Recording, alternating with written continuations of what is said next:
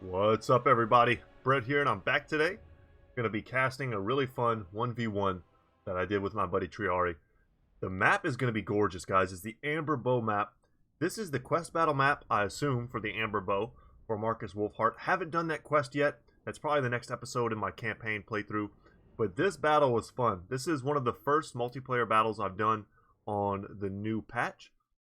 Recently, I just went to my local, let's go ahead and, let's actually pause it for a second. I went to my local Warhammer store. I had ordered a copy of the new White Dwarf magazine. I got it right next to me right now. And I finally have Gotrek and Felix. I'll be featuring them in an upcoming multiplayer battle very soon. But for this, so my buddy Triari and I were playing around. We had not a lot of time to play that day. We wanted to do some unit testing. We did a few other things. But in this 1v1, I was having a lot of fun, and I picked this build. I just kind of had a thought, right? A little stroke of ingenuity that I wanted to see if it would work. I wasn't familiar with this map. I didn't know if it would be catering to my strategy here, but check this out. So I've got Zintler's Reichsguard out on the wings, kind of facing the wrong way, but they were trying to get into the trees with their fat butts. They couldn't do it. But they are just there as a bit of a distraction, right? I kind of felt like Triari would notice these guys. So they Vanguard deploy, of course, and they're just a very strong anti-infantry cav, but in a pinch, they can beat Silver Helms if they need to. These two guys, however, on the opposite side next to this cool shipwreck, we have intermixed the Deathjacks and the White Wolves, who both have stalk and sniping. Actually, the White Wolves don't have sniping, but they have stalk, they have fire while moving, Vanguard deployment. The main idea is that they're basically invisible until they get pretty close. And with a little bit of cover, a little bit of terrain perhaps, we could snipe out high-value targets. Primarily these Eagle Claw bolt throwers, who are an excellent counter to the other two very experimental units that I brought, which I haven't gotten a chance to use at all, are the War Wagons with mortars. So their range is 340. Not terrible. I felt like they would do great versus High Elf Archer builds, and their high mobility makes it so that they can just constantly stay out of range. Now, their biggest weakness, of course, are these Eagle Claw bolt throwers, which I am going to attempt to shut down if I can. My front line is 4 flagellants, just enough to deal with perhaps, let's go ahead and get some slow-mo action going, just enough perhaps with their unbreakable nature to deal with High Elf Spearmen, and just hold the line long enough for my extremely cheap backline of 4 standard archers to either trade with High Elf Archers, very expensive ones like Sisters of Avalorn, or to just put shots on whatever they can, right? They're 350 gold. These guys are just super cost effective and great for their value. Their range is terrible, but if your opponents are focusing them, then they're not focusing other things on the battlefield. And then out on the flanks here, I have some standard Empire Knights. Almost like to use these guys like Warhounds, just to send them up and around the flanks, either use them to protect your own flanks or to harass the flanks of your enemies. So Triari here is going to be overwhelmed as quickly as possible. If you don't want your guys to fire right at the beginning of battle, definitely take off fire at will. I wasn't that concerned about it this game. I was planning on shooting at whatever I could. And if he went for these groups over here first, then the Zintlers I thought might get in. And if he went for the Zintlers first, then these guys would be able to do their damage. Either way, I was going to be trying to use my War Wagons to deal maximum damage, because he has Sword Masters of Hoeth. Very expensive infantry, elite infantry in the background. He's got a Spearman in the front. My War Wagons might take a few initial pot shots at the Spearman, but eventually we're going to switch targets to the Sword Masters. He's got a Lore Master of Hoeth here with just Spirit Leech. Good for sniping out different types of lords. It looks like he overcast and hurt himself a little bit. Not sure who he's casting on. Okay. He was doing an extended length Spirit Leech on my Zintler's Reichsguard. I was actually wondering at the time how they were perhaps losing this engagement. I was like, holy crap, have I been underestimating Silver Helms with shields this whole time? But that's not the case. The Spirit Leech was actually killing models, which is good to know now, because I was a little bit confused at the time. And then, of course, Tyrion. So the balance bar is going to favor this guy so hard for so much of the battle. He is a badass. Whenever he's on his horse, and he has Sunfang plus Faint and Repose, Stand Your Ground, Heart of Avalorn. I mean, whenever he has all of his abilities in his full kit, he is an absolute monster. And he is deserving of, you know, what the balance bar thinks of him. Basically, we're going to get down at a point where it'll be kind of ridiculous how long Tyrion can hold out. So, of course, he was able to counter my Zentler's Reichsguard for the moment, but in a second here, we're going to be advancing with our entire force and looking to put pressure on these back lines. Now, my war wagons, one of them is going to be shot to pieces here as we see it explode. Totally to be expected, right? When it comes to range, let's see, the range on these is 380, so they do outrange me by 40. So it's either, you know, I take these trades and I just try and get as much value I can on these higher value targets, or I kind of give up and pull them back until a more suitable time. But the beauty about these guys is, unlike regular mortars, if regular mortars, you know, their crews get driven off, they run away, they come back here, you have to walk them all the way back to their pieces, the pieces walk forward. These things, you know, 2 of them die, they go away, and then you just drive them right back into combat and keep getting that value. So, pretty cool.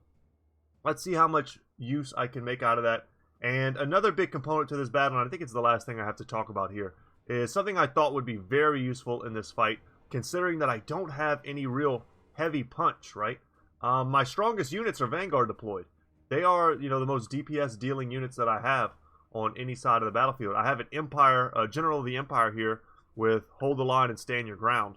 And he is not a very strong combatant. 1v1 versus Tyrion, he gets smashed.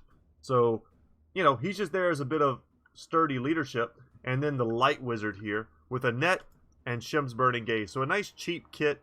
I don't have his passive that procs every time he casts. Would have been nice, but I couldn't quite squeeze out that extra bit of gold. But in the future, maybe so.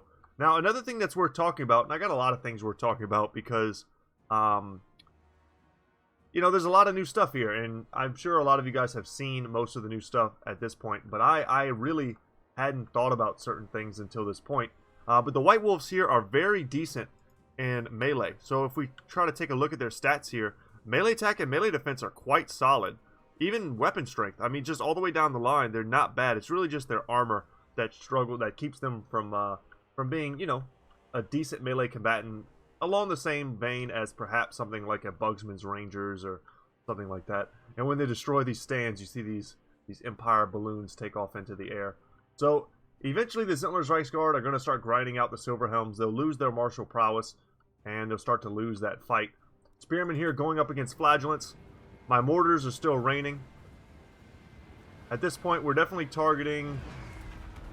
perhaps still a little bit of poor targeting, but one of the Swordmasters of Hoeth is going to start taking some fire. See if I can get a Shem's Burning Gaze here. I netted him down, and we're going to shoot him. And that did a little bit of damage. Not bad. I really just didn't want him to get into the front line for as long as possible. And these guys are starting to go to town on this Eagle Claw Bolt Thrower, and they're going to take it offline in short order. And that's going to make it so that my war wagons essentially have free range. One of them routed, but they're going to be returning here. And any kills they get on Swordmasters, I mean, that's just a lot of value. And now I've got these archers, these super cheap archers, just peppering the front lines, shooting at whatever they can. This little bit of terrain here is going to be favoring me. And it sucks that those mortars basically landed square in my Flagellants. But Flagellants are unbreakable. They are here to chew these dudes up. One Eagle Claw Bolt Thrower has gone offline. I managed to get some of my Empire Knights up and around and to charge into the backs of these Silverhelms. The Zentler's Reichsguard are being torn up by Tyrion, but pinning these Silverhelms in place, crushing them with the Empire Knights, and then we're going to try and turn and fight in a moment here. I think I get a minor charge off on these Spearmen. They're not braced, so we should be able to fight them quite well. And just for a second, I just need these guys to hold. And sadly, it looks like the Deathjacks are the ones that are in melee and not the White Wolves. Oh, that was a bit of a mistake. I probably clicked on the wrong one. They both look like archers from far away. But I'm trying to pull in these other Empire Knights, but they got caught up on these spears. I had 2 units of Flagellants, Empire Knights, all caught up on this 1 unit of spears, and it was a little bit rough. My archers, however, are completely uncontested. I get a nice sideways Shem's Burning Gaze here. I actually was aiming for the Swordmasters, trying to get as many kills as possible. I think I only got about 6, but it did so much HP damage that my Flagellants, with a little help from my Empire General, are going to be able to push right through. And some more mortar fire coming back in. Excellent. So lots of weird flanks going on here, but these Silverhelms should be running off in just a second. That frees up the White Wolves and the Deathjack Archers, who still have a ton of ammo. to start harassing the back line even more. These Empire Knights have been left to fight these Spearmen. Not the best thing, but you see here they're already up against the edge of the map here. There was not any kind of great way for me to disengage and go around. So I'm just going to try and support them as best I can. Zentler's Reichsguard were pulled out and around. I think I'm going to get a rear charge here in a moment. Archers still pushing forward inexorably, trying to keep these Eagle Claw bolt throwers off their targets. Excellent net of Amnitok there, but a beautiful Sunfang is going to go down. Sadly for him, it's on one of the cheapest units in the game, and it gets tons of damage and several kills, but this unit will ultimately come back and still be firing effective. Deathjack Archers here, White Wolves here, and they're just trying to get lines of sight on whatever they can. And you'll see here that my General of the Empire was getting beaten down. My War Wagons are still getting shot at. But Tyrion wants to hunt my General as badly as possible, and I'm going to try my best to kite around. The Lore Master of Hoeth, despite having a bronze shield, you know, when he's running with his back to these archers, he's still going to take a lot of damage. And some of them have rallied, and I'm going to be getting them all under control in just a bit. I've got a lot of spread out units right now. These Flagellants have managed to get into the back of these Spearmen, but unfortunately not in time to prevent these particular Knights from breaking. The Zentler's Reichsguard are just workhorses in the Empire roster. Switching up some of my targets from my archers, recognizing that the big threats here are definitely Tyrion and the Lore Master, and that 11 Zentler's Reichsguard at the time would probably be more than enough to shut down this Eagle Claw bolt thrower. And you'll see here, as I did that, and I think I killed, or almost killed, one of my own Zentlers, but I'm going to be able to, at this point, try and pull in some of these Flagellants, really refocus the firing arcs of my archers, some of whom need to be re-rallied at this point, but I think I'm getting most of them pretty much in there. Using my General just to run off some Spearmen. But look at the balance of power here. It's always scary when Tyrion's one of the last things on the battlefield, because he does have the Heart of Avalorn, which can proc and make it so that he gives a huge burst heal. Feign and Riposte is one of the strongest self-buffs in the game.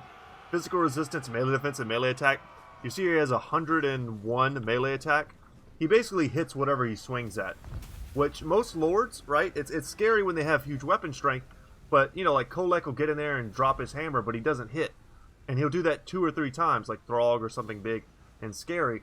But when Tyrion hits you with his 470 weapon strength and it's armor piercing, he's not missing at 101 melee attack. It's just not going to happen. And someone like a light wizard with very low melee defense is for sure going to get hit. These mortars in the 4th quarter, finding decent targets. Some of my archers are nearly out of ammo. I don't want to shoot too much into this blob, because all I'm going to do is kill my own Flagellants. So at some point, I think that to myself, I'm going to start either moving my Flagellants away or just make it so that my archers stop firing. And we can see if we can't grind him out in a melee fight. Sometimes it's worth it to get us around like this and to shoot at the same time, which is what I'm doing right now, because you don't know if the combination of archer fire and being surrounded and damaged is going to be enough to break that particular unit. Tyrion, however, is one of those powerful leadership units that's just not going to be broken by that sort of thing. This Lore Master, however, might be. There's lots of different modifiers on leadership, and we can actually take a second to look at it real quick as Tyrion gets a nice charge into my my General. And look at these guys. These heroes. 3 Zentler's Reichsguard come to protect their General. That's amazing. But let's take a second. I think this is kind of an important thing for newer players especially to understand. Like when I talk about leadership, you can actually hover over here. And I don't know if everybody knows this, but check out the base value. Damage sustained is causing him -28. Faster and stronger enemies nearby. Those are the 2 main kickers. But a lot of times all you need to hit someone and push them over the edge, you'll see under missile fire is -5. Flanks exposed. So attacked in the flank and flanks exposed basically mean you're surrounded and you're alone. So I see that and I'm like, boom, that's 2 big penalties to leadership. If they're hurt already, I'm like, boom, that's a big damage sustained leadership penalty. Faster and stronger enemies nearby is something that I've never quite nailed down as far as its meaning, but under missile fire is definitely you know, understood. So in that way, if you understand those leadership penalties and kind of their cumulative effect and generally the leadership of the units you're fighting against, you can kind of predict with some regularity how easily it'll be to rout a particular unit. And we're going to get some more Empire Knights getting in here. Stand your ground being popped. And we're just shooting in. We're probably killing and doing more damage to our own units. But at this point, we have the chaff that we need. That we just need to get that missile fire in there. And look how many die. So atrocious. And yeah, Spirit Leech with his last breath. That Lore Master of Hoeth is going to try and doom my general to a swift death. But there we go, guys. I used all my Winds of Magic that battle. Casting nets and shims. Very good battle for my buddy Triari. Had he perhaps noticed the archers faster, the Death Jacks and the White Wolves, no doubt he would have sent one of those groups of Silver Helms to push them off the battlefield quickly. But that's part of the reason why I had the Empire Knights waiting in reserve. Yeah, it's hard to say if anything should have been done differently on his part. But I will say for my own strategy, no one suspects Vanguard deployed Empire. I don't think so at this early stage in these two units' inclusion. And I will say, guys, if you're going to run ambush style armies, one of the things that I like to do is to go as wide as possible with my front line. Right? Look as intimidating as you can directly in front of your opponent. So when Triari started the battle, he saw, multiple artillery pieces. He saw, what looked to be tons of archers and some knights and, a front line with a caster to lord. So it looked like my full army was directly in front of him, right? And that kind of puts your opponents at ease, especially newer players who don't tend to look behind themselves as often. And your brain just thinks, okay, that's got to be all of his gold directly in front of me. But what you don't realize is that I've stripped down this general, who is already very cheap. My light wizard has been stripped down to have only 2 abilities. These are standard archers, right? These guys cost nothing. These are flagellants. I only have 4 of them. But spread out, they look intimidating. These are Empire Knights. These aren't Knights of the Blazing Sun or Demigryphs with halberds, right? They're as cheap as it gets. In addition to just being what I think good picks versus High Elves, they were all part of a broader strategy to distract and to overwhelm. And I think we did that very nice. I'm happy with the performance of the War Wagons. I think if Triari had only gone with 1 Eagle Claw Bolt Thrower, I might have been able to do even more devastating work. I love Eagle Claw Bolt Throwers. I think they're one of the best value picks that the High Elves and the Dark Elves can bring. I generally will always bring 1. But had he only brought 1 of these and I could have sniped it out right at the beginning, my War Wagons would have fired for the entire battle with impunity. And using all of their ammunition, they would have been pretty cool little chariots in the late game. So it's something that I'm not seeing a lot of people experiment with, this particular unit. But I think maybe you will see it in the future. So guys, thank you so much for watching today. It was a super fun battle. I hope you all enjoyed it. I hope you guys check out my channel. Subscribe if you haven't already. We have a great Discord channel for people who love to play Total War Warhammer multi-battles. And yeah, look forward to more stuff to come. The link for the Discord channel will be in the description down below. And as always, guys, my name is Brett. My channel is Good Talk Gaming, and I will see you in the next one, y'all. Later.